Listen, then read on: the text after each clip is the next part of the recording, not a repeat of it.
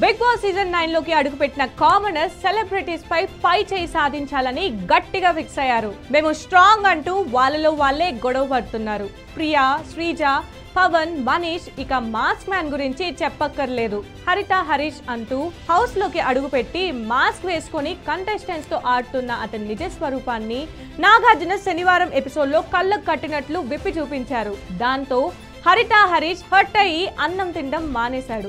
ఎవరు అడిగినా మీలాంటి వాళ్ళతో నేను హౌస్ లో ఉండలేను, నన్ను బిగ్ బాస్ పంపిస్తే వెళ్ళిపోతా అనడంతో ఈ వీక్ నామినేషన్స్ లో హౌస్ మేట్స్ ముఖ్యంగా అతని గ్రూప్ సభ్యులైన మనీష్, శ్రీజ, పవన్లకు టార్గెట్ అయ్యాడు.